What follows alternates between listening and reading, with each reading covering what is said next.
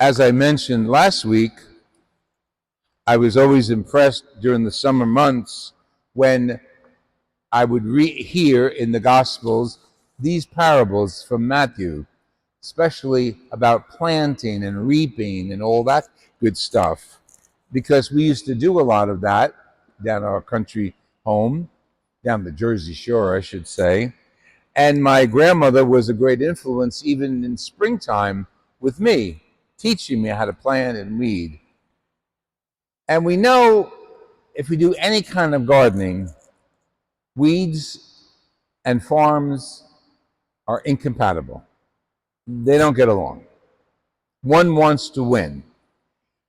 Now, we know in the gospel story, the parallel and the metaphor between weeds and wheat is applicable.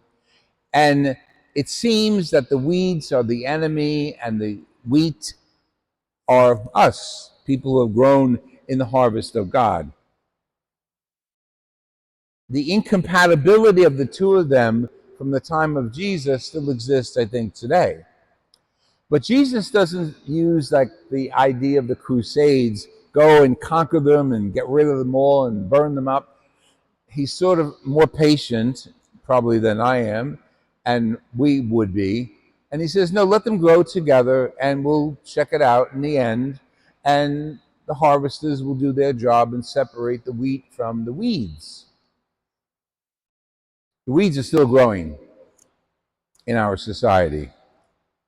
And once the weeds grow, they very easily spread their seeds and grow exponentially. So no matter what you're planting, now this is not a lesson in agriculture, but it's an application of the Holy Scriptures, what we're planting gets choked if we allow the weeds to grow and do nothing about it. So we also find that the weeds are incompatible because they can choke the good plants, they can prevent any crop from being less, from being diminished. So we look at this as a great encouragement from Jesus that we should look at the weeds with wisdom, not naivete, and not with weakness. And right now, I'm not talking about the weeds that grow in the garden, but the weeds that grow and are growing in society throughout the world. Christ came 2,000 years ago and planted, and we are all emissaries of that. We are all members of, quote, the seeds of the harvest. But many of us are influenced by being choked by the weeds of our society. Obsessions, political terrorism, abuse, family issues, personal weaknesses, weeds in our society. And you know, if I mention any of those, and maybe I left out a few that apply to any of our families, ourselves, we know they're strong. And we also know that they're sneaky. Weeds go almost unnoticed for a while.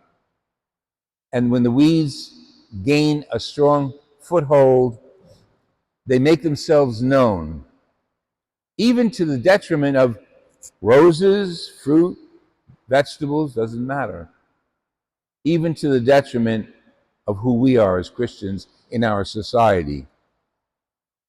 Now just imagine in your own life what the weeds are that are growing in the world around you.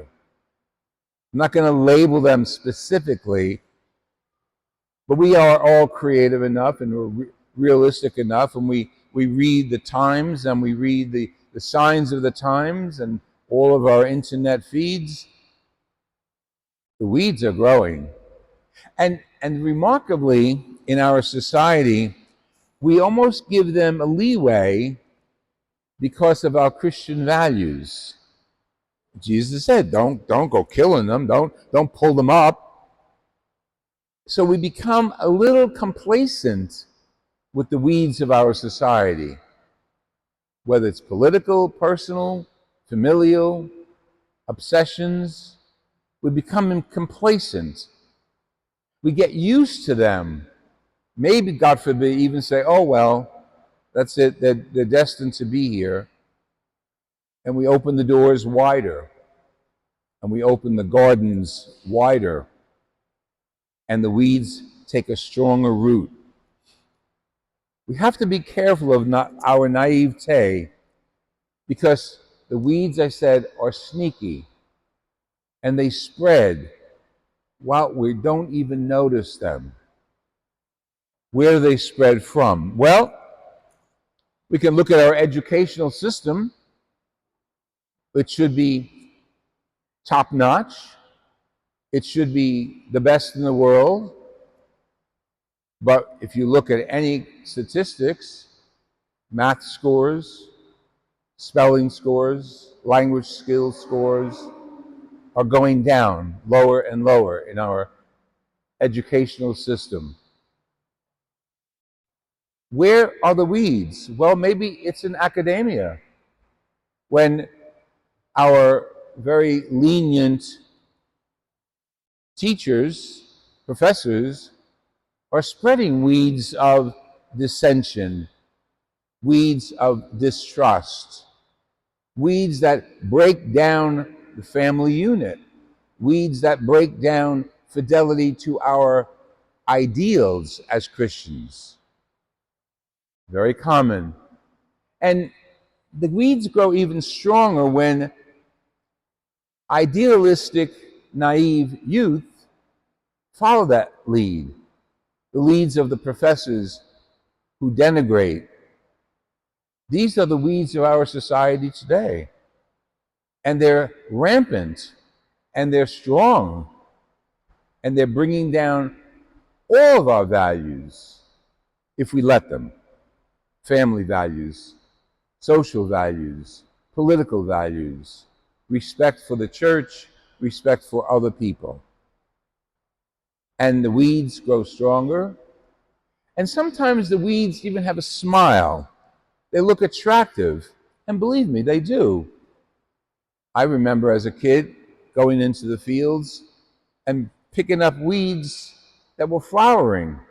I don't even know the names of them, and bring them home.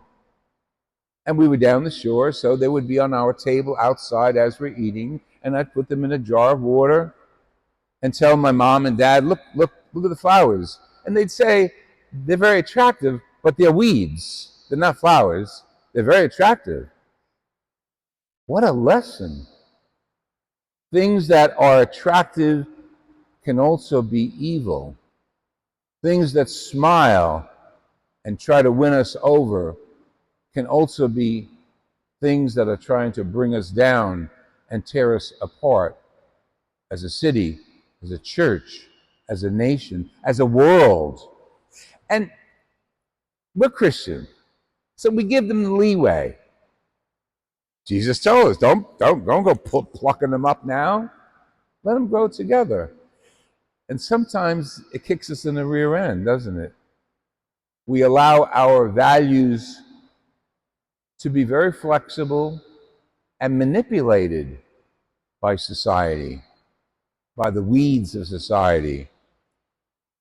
And then, of course, as the servants of the master of the household said to the owner, somebody did this. And he said, yeah, it's an enemy's hands in this. I see an enemy's hand having thrown the weeds into our harvest.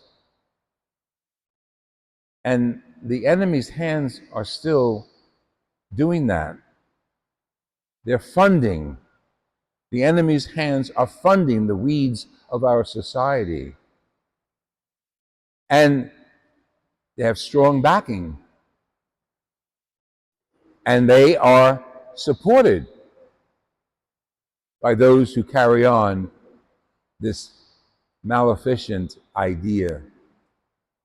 We've got to be careful in our society to hold up our Christian values, to realize who we are. Even among the weeds, we still have to stick out. Jesus made that clear in the garden, in the metaphor. But as Christians, we know that's also true. We have to keep our values as Catholics alive and well, and be proud to know that we come to church to receive the body and blood of Christ. We come to church to receive God and leave with God in our hearts. And that gift of the Father is always with us. And the enemy is always trying to tear it down. Now, if we were to be theological, we'd say the enemy is Satan. I don't care what you name the enemy. If they're tearing down the values of Christian teachings, family values, and even our political system, it's the work of Satan. Destruction, weeds, evil. And we are confronted by the fact that it's basically incompatible. Living in a garden filled with weeds chokes us, chokes the fruit of our labor. It's up to us, one person at a time. We're not plants, folks. We're people. It's up to us, one person at a time, to stand up for our rights, to stand up for what we believe as Christians, to stand up for Christ in the world, and not be embarrassed to stand up and say, I am a Christian, I don't believe in that. I am a Christian, I vote for Christ. I follow Christ. And I'm politically correct in doing that, because we do have the right to stand up for the healthy seeds that Christ has planted within us. Our goal as we come to church, even during these summer months, is to keep our faith strong so that the weeds don't overtake us and we depend on Jesus, the great farmer, you might say.